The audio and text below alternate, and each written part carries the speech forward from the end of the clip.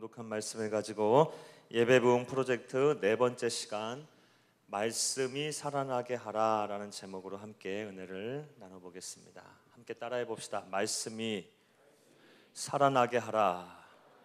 한 번 더 따라합시다. 말씀이 살아나게 하라. 우리는 지금 예배 부흥 프로젝트를 진행하고 있습니다.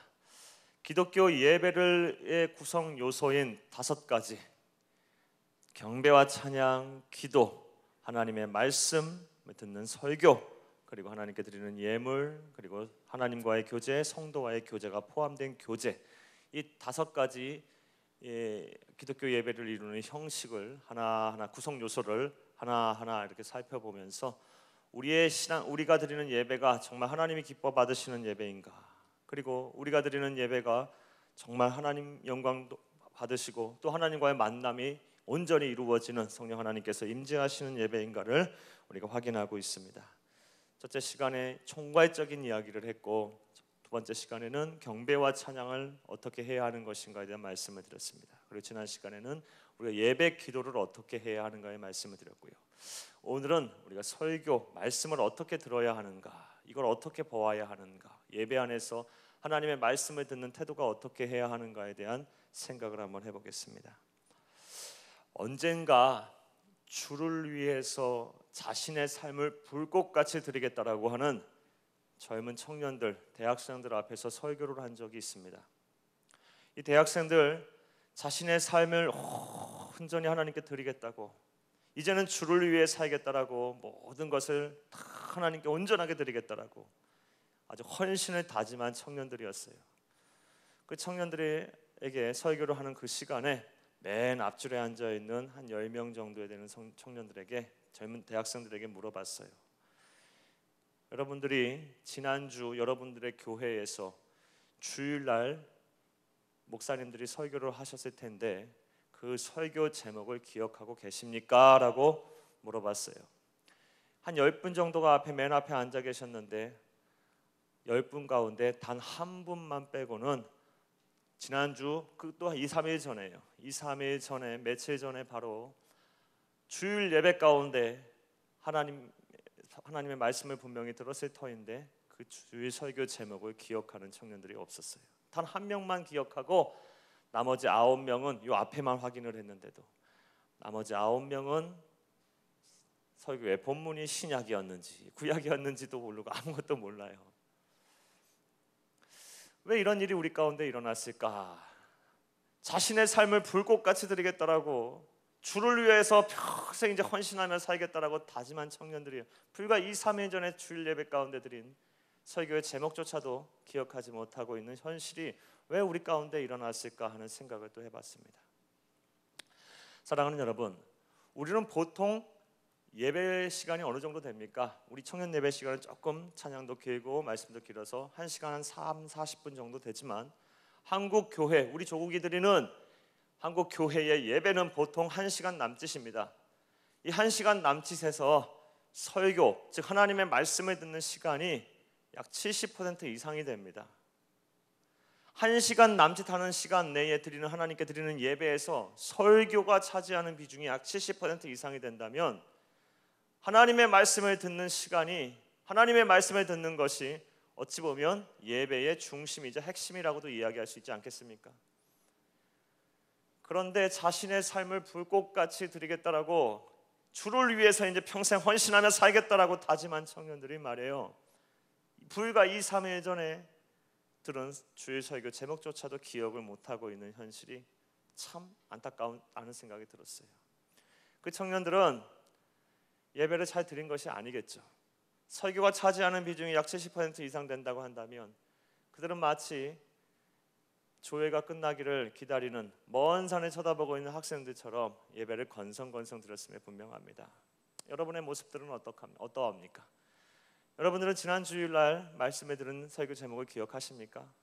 그리고 여러분들은 어떠한 말씀이 여러분의 마음판에 새겨져 계십니까? 여러분은 예배를 바로 드렸다고 이야기할 수 있겠습니까?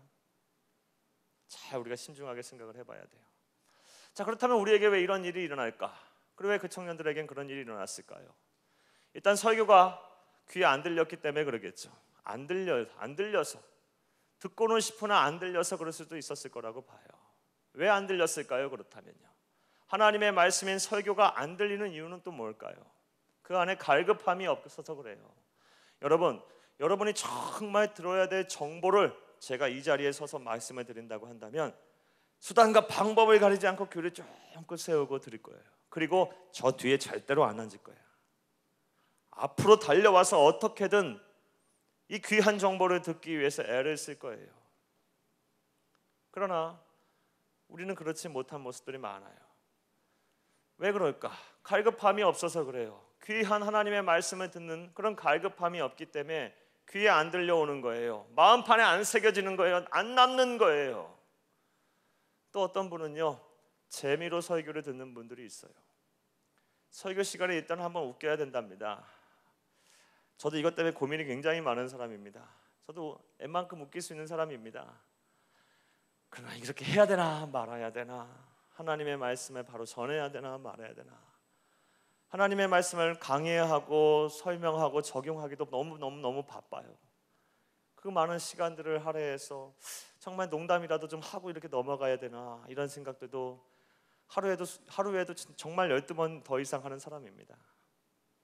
재미가 없어서 안 들렸을 수도 있겠죠. 감동이 없어서 안 들렸을 수도 있겠죠. 어떻든 간에 하나님의 말씀을 듣지 못한 이유, 안 들려서 그래요. 감동이 없건 재미가 없건 갈급함이 없던 간에 여러분의 모습은 어떠합니까? 어느 순간부터 우리는 하나님의 말씀을 듣는 것에 대해서 너무 가벼이 여기는 경향이 우리 가운데 생겼어요. 우리 믿음의 선배들의 모습들은 그렇지 않았어요. 우리 믿음의 선배, 우리들에게 신앙의 유산을 물려준 먼 곳 찾아갈 것도 없어요. 우리 조상들, 우리 대한민국, 우리 나라, 이 나라, 이 민족의 우리 믿음의 선배들, 정말 박해를 견뎌가며 환난을 견뎌가며 하나님의 말씀을 들었던, 그 당시에는 하나님의 말씀을 전하는 설교자들이 그렇게 많지도 않았어요. 한 1940년대, 50년대 얘기만, 60년대까지만, 70년대까지 가도 그래요. 그렇게 많지 않았어요, 설교자들이. 어쩌다가 들려오는 그 설교 말씀 하나 붙잡게 되면 그것에 대해서 막 감동하고 감격해하며 마음판에 새기고 막 귀를 쫑긋해 세워서 내가 하나라도 놓칠까 봐 애를 썼던 그런 믿음의 선배들이, 우리 믿음의 선배들이 있었기에 우리가 이렇게 평화로운 세상에서 하나님의 말씀을 마음껏 들을 수 있는 이런 영광을 누릴 수 있게 된 것을 믿으시기를 간절히 주의 이름으로 축복합니다. 사랑하는 여러분, 말씀이 우리 가운데 들려야 돼요. 들리지 아니하고 우리 가운데 살아있지 못하니까 예배가 온전히 살아있지 못해요. 예배를 통해서 하나님이 우리와 만나시기를 원하시는데 하나님과의 온전한 만남이 이루어지지 못하고 예배를 통해서 하나님께서 깨닫게 하시는 놀라운 하나님의 경륜과 하나님의 지혜를 우리가 얻지 못해요. 하나님의 말씀을 잘 들으시기를 간절히 주의 이름으로 축복합니다. 히브리서 12장 4절 말씀에는 분명히 말씀하셨어요. 하나님의 말씀은 살아있고 운동력이 있어서 좌우에 날쌘 검같이, 날이 싹 서 있는 검같이 아주 예리해서 우리의 영혼과 혼을 찌르고요, 우리의 관절과 골수를 쪼갠대요. 그리고 우리의 마음의 생각과 뜻을 감찰하신대요. 하나님의 말씀 그 자체가 살아있다라는 거예요. 그런데 왜 우리가 하나님의 말씀을 듣는 이 예배 현장에서 이 선포되어지는 이 살아있는 하나님의 말씀이 왜 죽어나가냐고요. 오늘 우리가 이것을 반성해야 돼요. 우리가 이것을 분명히 깨달아 알아야 돼요. 선포되어지는 하나님의 말씀이 살아있어야만 합니다. 그래야 예배를 똑바로 드린 거예요. 여러분, 하나님의 말씀이 살아있어야 돼요. 우리 삶의 현장에서도 살아 나타나야 돼요. 능력으로 나타나야 돼요. 하나님의 말씀은 능력이 있어요. 살아 운동력이 있다 그래서요, 심령의 골수를 쪼개고 우리의 영과 혼을 쪼갠다고 말씀하셨어요. 마음의 생각과 뜻을 감찰하신다고 말씀하셨어요. 살아있어요. 왜 근데 우리의 예배 가운데 하나님의 말씀이 자꾸 죽어나가냐고요. 자, 그렇다면 이제부터 생각을 해봐요.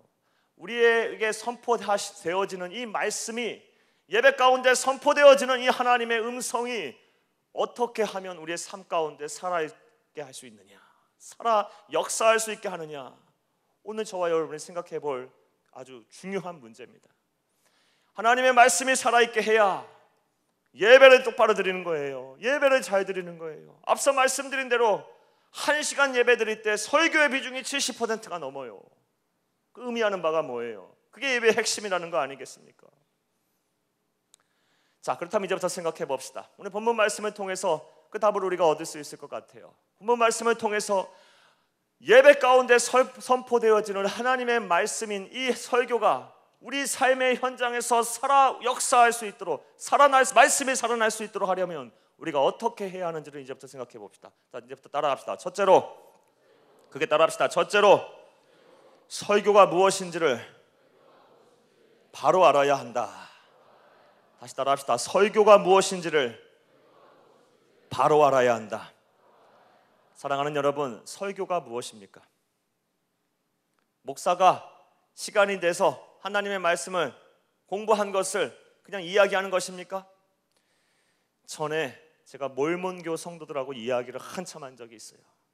어떻게 하면 이 몰몬교 성도를 좀 그 이단에서부터 벗어나게 해서 우리와 같은 정말 참된 진리를 믿는 성도를 만들어 볼까? 제가 한 7주 동안 이 몰몬교 성도들하고 아주 애를 쓰고, 때로는 막 혼내기도 하고, 때로는 막 달래기도 하고, 막 감정에 호소하기도 하고, 하나서부터 10까지 교리의 잘못된 것을 하나하나 나열해가면서 설명하면서 아주 막 기도하면서 매달렸던 적이 있어요. 그러나 결국 안 돌아오더라고요.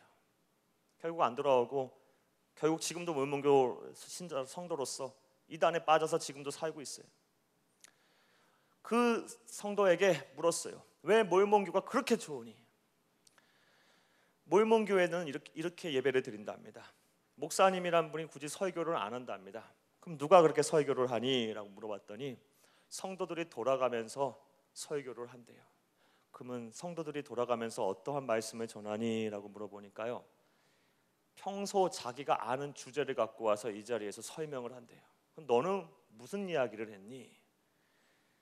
맛집 여행한 것을 설명했대요. 기가 막혔어요. 맛집 여행한 거. 경기도, 충청도, 강원도 이 3개도를 돌아다니면서 맛집이 있는데 그 맛집에 대해서 자기가 여행을 한 것을 이 자리에서 선포를 했답니다. 기가 막혀갖고, 그러면 너 말고 다른 사람은 어떻게 이야기를 하니? 어떤 사람들은 자전거에 대해서 이야기를 했대. 자전거의 종류와 어떻게 타고 어떻게 정비하는지. 또 어떤 사람은 해외여행을 가는 법, 유학을 가는 법에 대해서 이야기를 했다고 그러고. 물론 한 달에 한 번 정도는 이 몰몬교 목사님이 몰몬경을 가지고 자신들의 이단 교리를 가리킨다고 합니다. 그 얘기를 들으면서 참 마음이 아팠어요. 무슨 하나님께 드리는 예배가 무슨 세미나입니까? 하나님께 드리는 예배가 무슨 동아리 교제의 장입니까? 우리는 하나님의 말씀을 들으러 이 자리에 왔습니다. 하나님과 만나기 위해서 이 자리에 왔습니다. 하나님과 교제하기 위해서 이 자리에 왔음을 믿으시기를 간절히 주의 이름으로 축복합니다. 자, 그렇다면 설교가 무엇입니까? 따라하십시오. 그렇게 따라하십시오. 설교란 하나님이 설교자의 입을 통해서 말씀하시는 당신의 음성이다. 다시 따라합시다. 설교란 하나님이 설교자의 입을 통해서 말씀하시는 하나님의 음성이다. 설교가 하나님의 음성인지 설교자 자신의 이야기인지에 대한 논쟁은 종교개혁 시대부터 지금까지 계속되고 있습니다. 설교자의 정말 이야기인가? 아니면은 개인의 이야기인가? 인간의 이야기인가? 아니면 하나님의 음성인가? 이것에 대해서 종교개혁의 우리 개신교 종교개혁자들의 아버지들인 마르틴 루터는 이렇게 얘기했어요.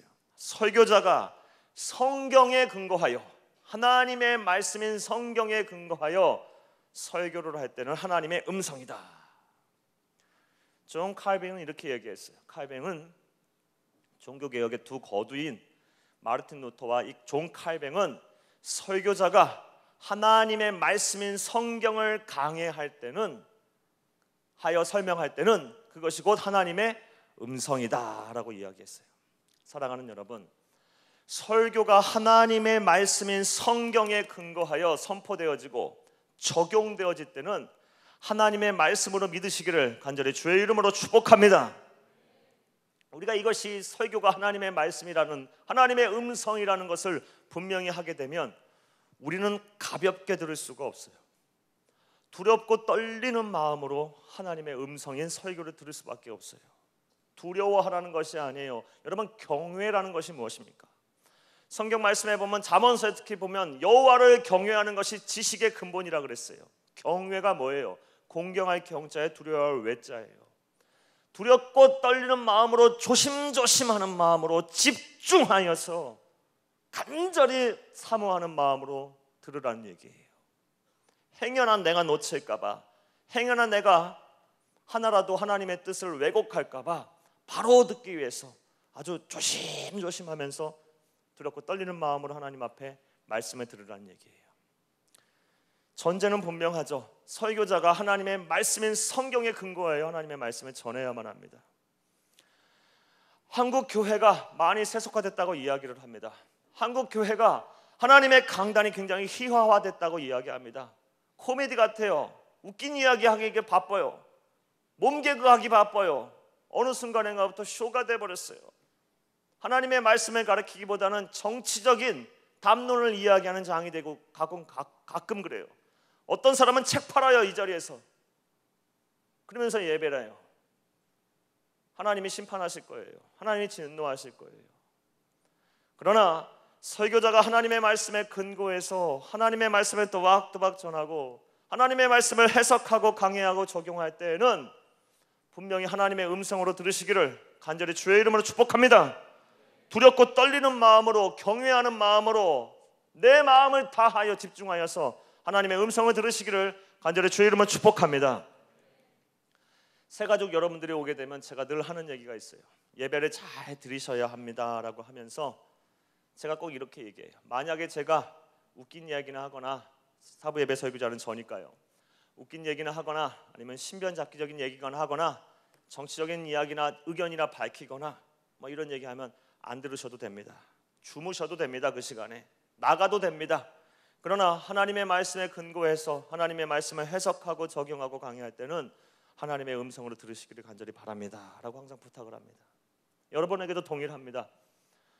만약에 이 자리에서 누군가가 하나님의 말씀에 근거가 강해하지 아니하고 하나님의 말씀을 적용하지 아니하고 해석하지 아니하고 자기 이야기를 하게 된다면 여러분은 안 들으셔도 돼요. 하지만 만약에 그리한다면 하나님의 음성으로 들으시기를 간절히 주의 이름을 축복합니다. 설교자로서 한 10여 년을 살다 보니까요, 참 내 마음과 생각을 참 항상 조심하고 지켜야 되겠다라는 생각이 굉장히 많이 합니다. 이 자리에 서게 되면 참 많은 유혹을 받게 됩니다. 어떤 유혹을 받게 되냐면 하나님의 말씀에 근거해서 교묘하게 내 이야기를 하고 싶은 경향이 생겨요. 포장하는 거예요. 여러분들은 알겠습니까? 성경의 권위를 교묘하게 빗대서 목사가 하고 싶은 얘기, 목사가 하려는 얘기를 막 여러분 해서 내 마음대로 끌고 가고 싶은 유혹이 가끔은 생겨요. 그럴 때마다 내 자신을 쳐서 복종시키는 훈련을 하려고 합니다. 이러면 안 되지, 이러면 안 되지. 이 자리에 서기까지 내가 지금 전해야 될 말씀이 하나님의 음성인가 아니면 내 얘기인가를 아주 구분을 많이 하고 와야 될 거예요. 영적인 싸움을 많이 하고 와야 돼요. 그렇지 아니하면 참 이 자리에 서기가 굉장히 괴롭습니다. 오늘도 이 자리까지 오면서 내가 지금 전하는 말씀이 하나님의 음성일까? 요즘은 가르치는 설교를 제가 하고 있습니다. 예배 부흥을 위해서요. 그러다 보니까 더 제 자신을 조심하게 돼요. 내가 이번 주에 묵상해서 여러분에게 전해야 될 말씀이 가르치는 설교다 보니까 혹시나 행여나 하나님의 음성일까 아니면 내가 하고 싶어하는 얘기일까? 그 확신이 서기까지 기도를 많이 해야 될 것 같아요. 또 여러분들도 많이 기도를 해줘야 돼요. 설교자가 똑바로 하나님의 말씀을, 음성을 바로 전할 수 있도록 성경을 열심히 공부하고 열심히 해석하고 열심히 적용해서 참된 하나님의 진리의 말씀을 선포할 수 있도록 여러분이 열심히 감시하고 여러분이 열심히 자극을 주고 여러분이 열심히 기도해 줘야 돼요. 이게 저와 여러분이 해야 할 일이에요. 예배의 부흥을 위해서, 온전한 예배를 드리기 위해서, 예배 가운데 하나님의 음성을 바로 전해 듣기 위해서요. 설교가 무엇입니까? 다시 따라합시다. 설교란 하나님이 설교자의 입을 통하여 말씀하시는 당신의 음성이다. 하나님의 음성으로 들을 수 있게 되기를 간절히 주의 이름으로 축복합니다. 설교가 무엇인지를 바로 알아야 예배 가운데 선포되어지는 하나님의 말씀이 내 삶에서 살아날 수 있게 할 수 있는 것입니다. 첫째는 설교란 무엇인가를 분명히 알았어요. 자, 둘째로 따라합시다. 둘째로 경청해야 한다. 경청이 무엇입니까? 주의 깊게 들어야 된다는 얘기예요. 여러분 19절에서 21절 다시 한번 같이 읽어봅시다. 야고보서 본문 19절에서 21절 찾으셨으면 다 같이 아멘합니다. 크게 읽습니다. 시작. 내 사랑하는 형제들아, 너희가 알지니 사람마다 듣기는 속히 하고 말하기는 더디하며 성내기도 더디하라. 사람이 성내는 것이 하나님의 의를 이루지 못함이니라. 그러므로 모든 더러운 것과 넘치는 악을 내버리고 너희 영혼을 능히 구원할 바 마음에 심어진 말씀을 온유함으로 받으라. 아멘. 주칩니다. 너희가 사람마다 듣기는 속히 하고 말하기는 더디하며 성내기도 더디하라. 주칩니다. 그리고 21절에 마음에 심어진 말씀을 온유함으로 받으라 해도 주쳐놔요.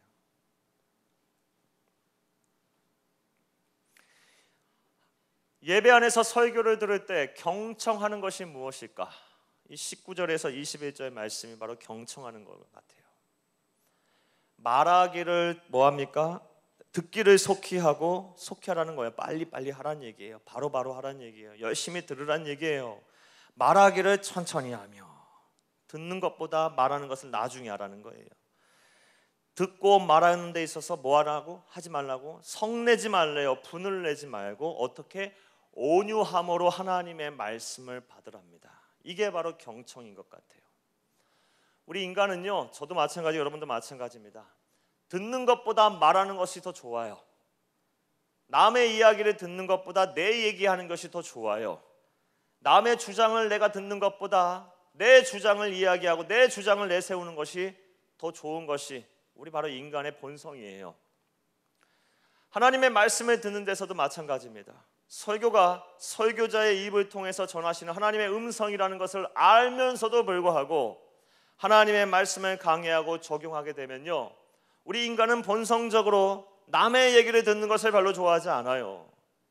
내가 지금까지 살아온 나만의 자아가 있어요. 가치관이 있어요. 고집이 있어요. 이게 나하고 막 충돌을 해요. 목사님 말씀하시는 게, 설교자가 말하는 것이 하나님의 말씀을 강해함에도 불구하고 그것이 막 내 자아와 부딪혀요. 그렇게 되면 어떻게 되겠습니까? 거부해요. 대놓고 거부는 안 하겠죠. 무시해요. 귀를 닫아버려요. 잊어버려요. 한 귀로 듣고 한 귀로 흘러버려요. 이게 성내는 거예요. 이게 노하는 거예요. 이게 온유함으로 받는 것이 아니에요. 내 마음의 거침으로 받는 거예요. 하나님의 말씀을 들을 때 그러면 경청한다는 게 뭔가? 일단 들으세요. 듣고 나서 내 자아 부딪힌다 할지라도, 내가 알고 있던, 내가 경험한 세상 지식과 내가 공부하고 내가 세워온 가치관과 부딪힌다 할지라도 듣고 일단 내 마음에 새겨야 돼요. 하나님의 말씀에 근거해서 설교자가 설교를 했다면, 그리고 그것을 내 마음판에 새기고요, 내 삶의 현장에서 적용을 해야 돼요. 내 자아를 누르고 온유함으로 받아야 돼요. 이게 바로 경청이에요. 하나님의 말씀이 내 삶의 현장에서 살아나게 되기를 간절히 원하십니까? 여러분의 삶의 현장에서 살아나기를 간절히 원하십니까? 하나님의 말씀은 능력이 있습니다. 하나님은 말씀으로 천장 우주 만물을 창조하셨어요. 여러분 가운데 하나님의 말씀이 살아있게 되면 여러분의 삶의 문제 해결되는 거 아무것도 아니에요. 한 번 만드시면 그만이에요. 한 번 선포하시면 그만이에요. 그 말씀이 내 삶의 현장에서 살아나야 돼요. 말씀이 살아나지 않으니까 우리 가운데 영존해 계시는, 우리 가운데 존재해 계시는, 함께하고 계시는 그 하나님의 영광을 우리가 못 보는 거예요. 그런 예수 믿는 재미가 없죠. 예수 믿는 맛이 없죠. 예수 믿는 이유가 우리 가운데 분명치가 않죠. 하나님의 살아계심을 보기 원하십니까? 하나님의 함께하심, 하나님의 역사하심을 보기를 원하십니까? 하나님의 말씀이 여러분의 삶 가운데 살아날 수 있게 되기를 간절히 주의 이름으로 축복합니다. 어떻게 해야 한다? 경청해야 한다. 온유함으로 받아야 한다. 온유함으로. 내 자아와 부딪히고 내 이성과 부딪히고 내 경험과 부딪힌다 할지라도 어떻게 받아들여라. 말하기를 더디하고 분을 내지 말고 어떻게 하라? 들어라. 받아들여라. 받아들여라. 만약에 내 자아 부딪힌다고 거부하거나 내 자아 부딪힌다고 한 귀로 듣고 한 귀로 흘려버리게 될 경우에는 21절 다시 읽어봐요. 시작. 그러므로 모든 더러운 것과 넘치는 악을 내버리고 너희 영혼을 능히 구원할 바 마음이 심어진 말씀을 온유함으로 받으라. 아멘. 만약에 그러할 경우 더러운 뭐가 될 수가 있대요? 더러운 것과 넘치는 악이 될 수 있대요. 선포되어지는 하나님의 말씀을 내가 듣는데 온유함으로 받지 아니하고 듣는 것보다 내 주장을 내세우고 내 의견을 의식 속에서라도 계속 전개해 나간다면 그것이 더러운 것이 될 수 있고 자칫 악이 될 수 있대요. 한마디로 뭐예요? 죄가 된다는 얘기예요. 죄져서 되겠습니까? 하나님 말씀 들으러 와서 죄져서 되겠습니까? 여러분, 죄짓지 마셔야 되겠죠. 이 영광스러운 자리, 하나님의 음성이 선포되어지는 현장에서 여러분이 죄져서 되겠습니까?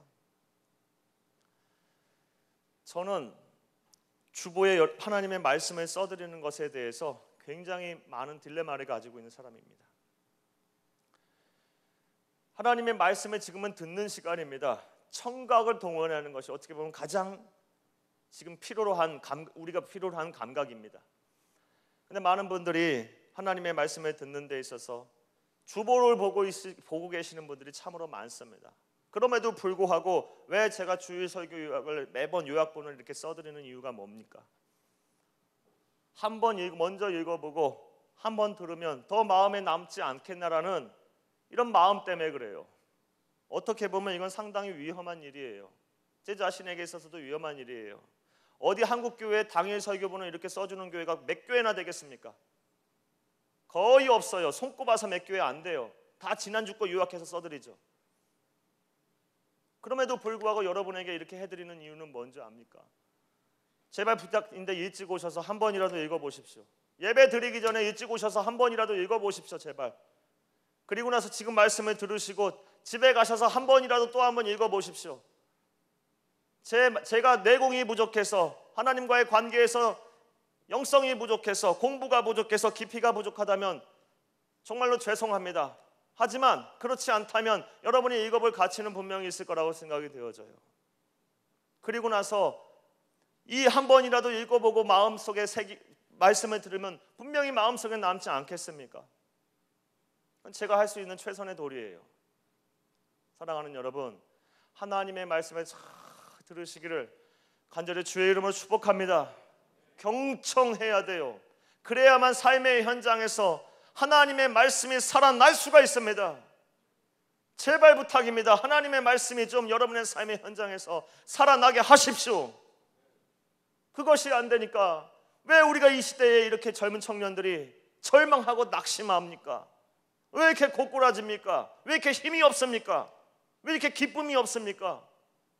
예수 믿는 사람들이 왜 이렇게 좌절합니까? 이 세상 지금 현장에선 강한 것 같은데 왜 세상에 나가면 약자입니까? 하나님의 말씀이 살아나지 않기 때문에 그래요. 여기서 선포되어진 말씀 이 시간 끝나면 다 죽어나가 버리기 때문에 그래요. 하나님의 말씀이 살아나시기를 간절히 주의 이름으로 축복합니다. 하나님의 말씀이 살아나게 하려면 어떻게 해야 하는가? 세 번째 따라합시다. 셋째로 말씀을 들었으면 반드시 실천해야 한다. 하나님께서는 왜 말씀하실까요? 왜 음성을 우리에게 들려주실까요? 왜 들려주실까요? 위로하려고? 물론 그렇게 하시죠. 우리를 회복시키려고? 물론 그렇게 하시죠. 우리를 사랑하셔서 우리와 대화하시려고? 물론 그렇게 하시죠. 그러나 하나님의 음성을 우리에게 들려주시는, 하나님께서 들려주시는 가장 근본적인 이유는 그렇게 살라라는 거예요. 그렇게 살라라는 거예요.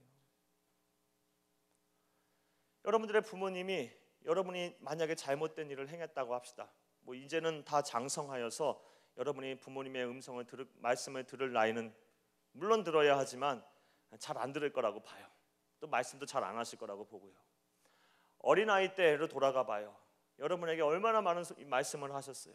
잔소리를 얼마나 많이 했습니까? 왜요? 여러분 이제는 알잖아요. 그게 나를 미워해서 그런 겁니까? 아니, 이제 알잖아요. 이제는 다 커서, 어느 정도 커서 나 잘되라고 하는 거 얘기 아니었어요? 다 그렇잖아요. 이제는 다 우리 알잖아요. 부모님이 우리에게 잔소리한 이유를요. 나 미워해서 그런 거예요? 나 간섭하기 위해서 그런 거예요? 내 자유를 제약하기 위해서 그런 겁니까? 아니잖아요. 이제는 알잖아요. 나 잘되라고 그런 거 아닙니까? 행여나 잘못될까 봐 그러는 거 아닙니까? 노심초사 부모님 마음, 그 사랑하는 마음이 있어서 그런 거 아니겠습니까? 그리고 그렇게 살라고 그렇게 애를 쓰게 요구하고 계시는 거 아니겠습니까? 하셨던 것이 아니겠습니까? 하나님도 마찬가지입니다. 하나님께서 우리에게 끊임없이 말씀하시는 이유는 뭘까요? 그거 지키라는 거예요. 그렇게 살으라는 거예요. 그래야 되기 때문에 그러는 거예요. 그런데 공교롭게도 우리는 하나님의 말씀을 들으면 실천하지 않아요. 이게 저와 여러분의 큰 문제예요. 하나님의 말씀이 정말 우리의 삶의 현장에서 살아나지 아니하는 이유, 하나님의 말씀이 살아나지 아니하는 이유, 예배를 온전히 드린다고 하지만 하나님의 말씀이 내 마음판에 새겨지지 아니하여서 그것이 내 삶의 현장에서 나타나지 아니하는 이유, 실천하지 않아서 그래요. 예배 잘못 드린 거죠. 그러면요, 우리의 예배들에서 하나님의 말씀을 듣는, 음성을 듣는 것의 완성은 실천에까지 이르러야 돼요. 하나님의 말씀을 듣는 데서 끝인다면 그건 하나님의 말씀이 살아있는 것이 아니에요. 잠자는 거예요. 잠시 죽어있는 상태예요. 정말 살아있게 해야죠. 그러면 실천해야 돼요. 하나님의 말씀을 실천하는 것이 얼마나 중요한지에 대해서는 오늘 본문 말씀을 통해서도 우리가 알 수 있어요. 22절 같이 한번 읽어봅시다. 시작. 너희는 말씀을 행하는 자가 되고 듣기만 하여 자신을 속이는 자가 되지 말라. 아멘. 하나님의 말씀을 듣고서 행하지 아니한 사람은 뭐라고 이야기하고 있습니까? 추천하여 자기를 속이는 자래요. 자기를 속이는 자, 거짓말쟁이랍니다. 하나님이 제일 미워하시는 거짓말쟁이랍니다. 요즘에 거짓말쟁이 돼서야 되겠습니까? 저와 여러분이 죄져서야 되겠습니까? 하나님 말씀 듣고 실천하시기를 간절히 주의 이름으로 축복합니다. 23절에는 또 어떻게 나왔는지 봐요. 같이 읽어봐요. 시작. 누구든지 말씀을 듣고 행하지 아니하면 그는 거울로 자기의 생긴 얼굴을 보는 사람과 같아서 24절도 읽습니다. 제 자신을 보고 가서 그 모습이 어떠했는지를 곧 잊어버리거니와. 아멘. 여기까지요. 무슨 얘기예요? 하나님의 말씀을 듣고 실천하지 않은 사람은 마치 이런 사람 같대요. 거울이 앞에 있어요. 그 거울을 보고 내 모습이 이렇게 생겼구나 알겠죠? 돌아서서 내 모습이 어떻게 생겼지 까먹는 바보래요. 이런 바보가 어디 있습니까? 금방 거울 보고 나서 내 모습이 이렇게 생겼지 그러고 나서 내 모습이 어떻게 생겼더라. 이런 바보가 어디 있어요? 마치 그런 사람 같대요. 하나님이 우리를 그렇게 바보로 여기신답니다. 이거 어떻게 이런 일이 일어날 수 있겠습니까? 일어나서 되겠습니까? 말씀을 실천해야 되겠죠. 우리 그렇게 어리석은 사람들은 아니잖아요. 말씀을 실천할 수 있게 되기를 간절히 주의 이름으로 축복합니다. 24절도 읽어봐요. 시작. 자유롭게 하는 온전한 율법을 들여다보고 있는 자는 듣고 잊어버리는 자가 아니요 실천하는 자니 이 사람은 그 행하는 일에 복을 받으리라. 아멘. 자, 24절 다시 잘 봐봐요. 자유롭게 하는 온전한 율법을 들여다보고 있는 자는 듣고 잊어버리는 자가 아니랍니다. 여러분, 하나님의 말씀을 통해서 자유를 얻게 되기를 원하십니까? 하나님이 주시는 진정한 자유를 맛보시길 간절히 원하십니까? 하나님이 주시는 자유는 세상이 줄 수 없는 자유입니다. 기쁨입니다. 여러분, 신앙을 속박이라고 생각하지 마세요. 굴레라고 생각하시고 멍해라고 생각하지 마세요. 그런 사람 멍청한 사람이에요. 그런 사람은 하나님이 주신 자유를 누려보지 못했기 때문에 그래요. 말씀을 통해서 부딪혀오는, 말씀을 통해서 항거할 수 없이, 저항할 수 없이 마치 쓰나미처럼 밀려오는 그 은혜를 맛보지 못했기 때문에 그래요. 하나님의 말씀이 얼마나 꿀송이보다 다른데요. 그런 경험이 없었기 때문에 그래요. 자유함을 누리지 못했기 때문에 그래요. 평생 예수 믿어도 요거 못 맛보고 하나님의 나라 가는 사람 많아요. 참 불행한 사람이에요.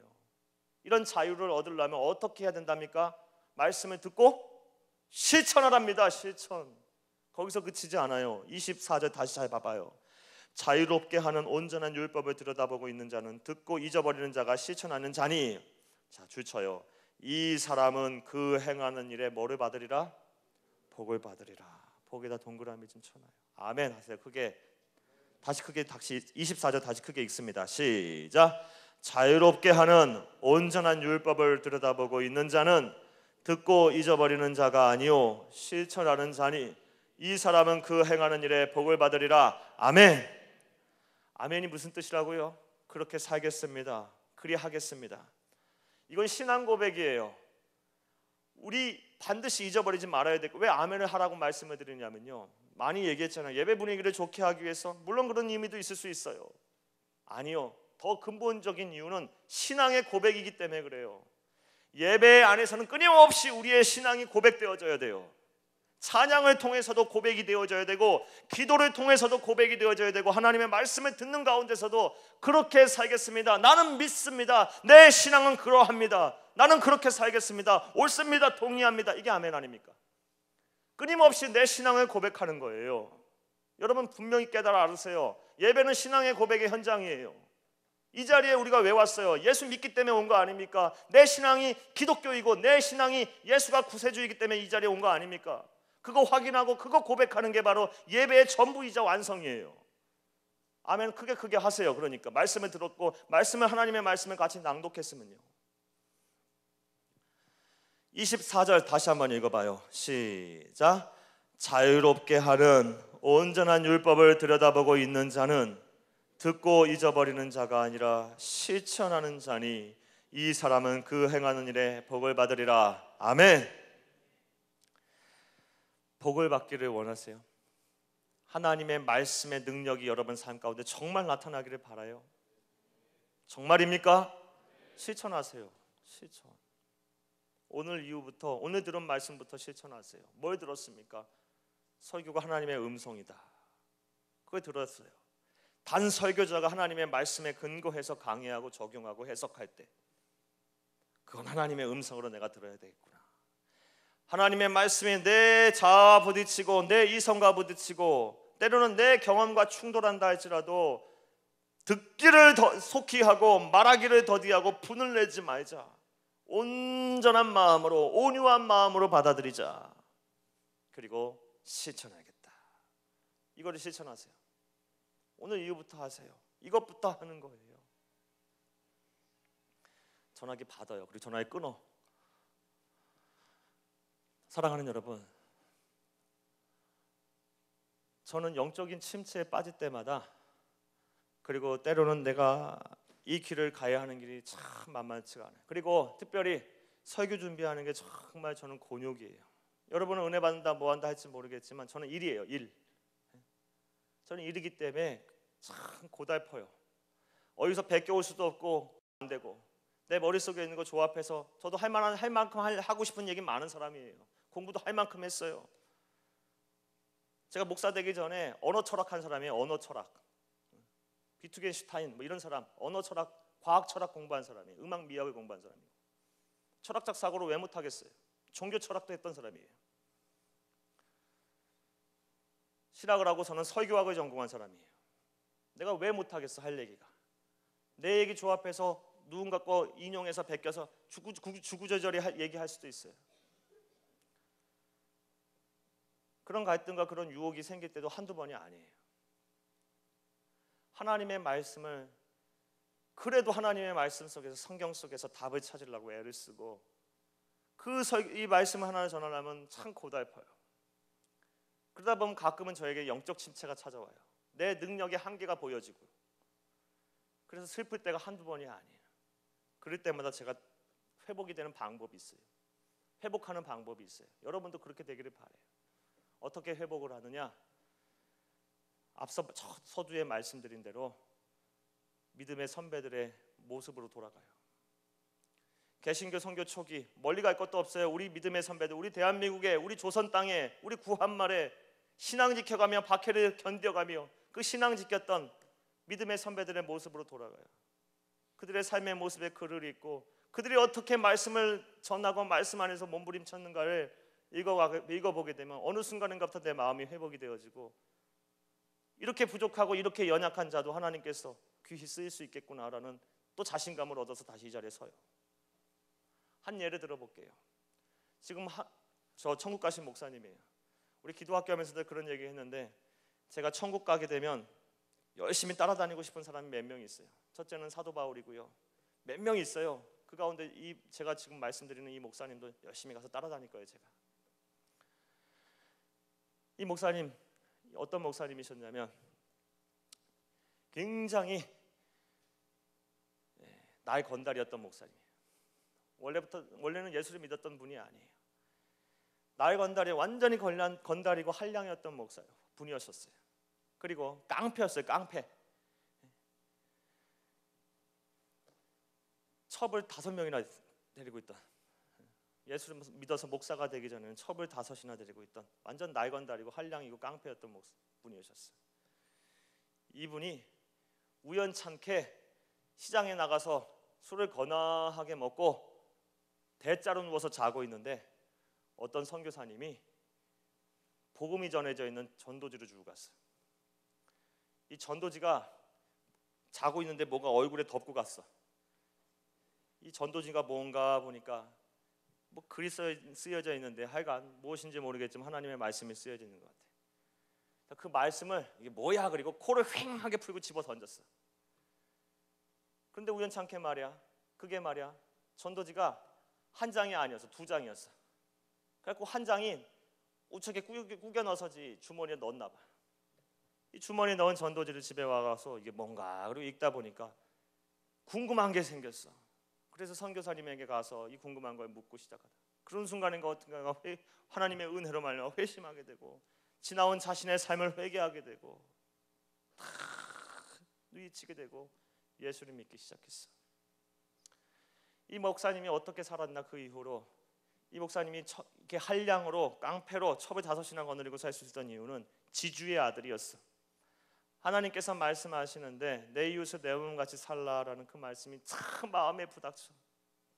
자신이 가지고 있던 것을 하나하나 정리해서 어려운 이웃들에게 도와주고, 그 말씀 들은 거를 지키려고 애를 쓰면서 그 결국은 다 정리해서 도와드리고 자기는 목사가 됐어.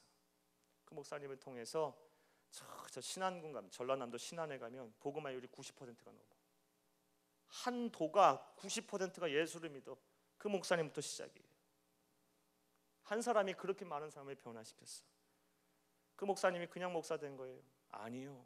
말씀을 들은 그 말씀 그거 하나 지키고 애를 쓰면서 몸부림치는 실천을 하는 삶을 살았기 때문에, 말씀 하나 붙잡고 실천하는 삶을 살았기 때문에 그 목사님이 그렇게 위대한 일을 할 수 있었던 거예요. 천국 가면 만나서 열심히 따라다닐 거예요. 내가. 우리 믿음의 선배들은 그렇게 살았어요. 다시 말씀드리지만 설교자가 많지 않았어요. 너무나도 설교자가 없으니까 순회 설교라는 얘기 들어봤어요. 목사님들이 목사 자체가 많지 않으니까 그 당시에는 목사님들이 교회 5개를 돌아다니면서 설교를 했어요. 어쩌다가 들려오는 그 말씀 그거 하나 붙잡고 너무 감격해하며 기뻐하며 몸부림쳐가면서 실천하는 그런 믿음의 선배들이 있었기 때문에 우리가 지금 이렇게 편하게 신앙의 유산을 물려받아 이 복을 받고 있는 것은 사실을 잊지 마시기를 간절히 주의 이름으로 축복합니다. 우리 말씀의 홍수의 시대에 살고 있어요. 설교자가 얼마나 많습니까? 여러분 스마트폰만 들어봐도 듣고 싶은 설교자들은 얼마나 많은 좋은 설교자들의 정말 명설교를 들을 수 있지 않겠습니까? 예배가 얼마나 많습니까? 지금 예배를 통해서도 여러분은 하나님의 말씀을 들었어요. 그런데 말씀의 홍수의 시대에 살고 있는 반면에 실천의 빈곤의 시대, 가난의 시대에 살고 있어요. 너무너무 실천을 안 해요. 행동하지 않아요. 그러니 내 삶의 현장에서 하나님의 말씀이 다 죽어나가요. 다 죽어나가. 아무 감동이 없어. 화석화된 이야기야. 너무 건조하고 드라이해버린 신앙. 우리가 이거 회복해야 되지 않겠습니까? 가끔 저는 이런 것 때문에 고민이 될 때가 있어요. 이렇게 이 자리에 서서 여기까지 저 안에서 의자에 앉아서 준비하다 보면 여러분이 찬양하는 모습들이 보여요. 참 어떤 분들은 막 뜨겁게 막 찬양을 해요. 참 감사해요. 그런 분들이 되게 또 말씀도 잘 들어요. 그러나 안 그런 분들도 있어요. 찬양할 때는 막 그렇게 기뻐하며 찬양하면서 말씀을 듣는 순간부터는 어느 순간부터 조는 게 습관이 된 사람들이 있어요. 그리고 나서 다시 깨서 또 찬양해요. 말씀이 끝나면. 그 은혜는 도대체 어디서부터 오는 건지 모르겠어요. 여러분 습관적으로 조는 사람 회개하세요. 회개. 하나님의 말씀, 이 자리에서 여러분에게 가장 중요한 정보 하나를 누군가에게 전해준다고 한다면 감히 그러겠습니까?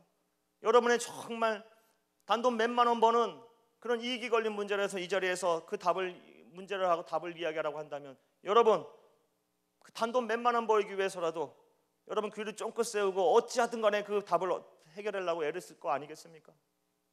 하나님의 말씀, 하나님의 음성이 단돈 몇만 원을 주기 위해서 질문하고 답하는 그런 상황보다도 못합니까? 우리가 심각하게 생각해 볼 필요가 있어요. 예배 부흥을 하자는 것은 이런 것을 회복하자라는 거예요. 이런 것을 회개하자라는 거예요. 이런 것을 뉘우치자라는 거예요. 단시간에 끝날 문제가 아니에요. 평생 예수 믿는 가운데 누구와 함께 신앙생활하든지 간에 하나님의 나라 가는 그날까지 우리의 예배는 계속될 거예요. 그럴 때 여러분이 이 말씀의 강단에서 선포되어지는 설교자의 음성, 하나님의 말씀에 근거해서 강해하고 적용하고 해석한다면 하나님의 음성으로 경청해서 들으시고 그 말씀이 정말 살아나게 하기 위해서는 삶에서 실천하시기를 간절히 주의 이름으로 축복합니다. 다시 한번 묻겠습니다. 여러분이 말씀을 듣는 지금의 태도는 어떠합니까? 지금까지의 태도는 어떠해 왔습니까? 지금도 내 자아와 부딪히고 계시지는 않습니까? 거부하고 있지는 않습니까? 뒷자리에 앉아서 스마트폰 들여다보고 손톱 깨물고 자시고 하고 계시지는 않습니까? 오늘 예배 끝나고 나서 무엇 할까? 내 지금 휴가 기간인데 그래서 많은 분들이 빠졌는데 나는 어디로 놀러 갈까? 이런 생각하고 계시지는 않습니까? 예배의 태도를 바로바로 고치시기를 바라요. 하나님의 음성을 듣는 순간입니다. 두렵고 떨리는 마음으로 경청해야만 합니다. 온유함으로 받으시기를 간절히 주의 이름으로 축복합니다. 말씀이 좀 살아나게 하십시오. 삶의 현장에서 그 하나님의 능력이 나타나게 하시기를 간절히 바랍니다. 다 같이 기도합시다.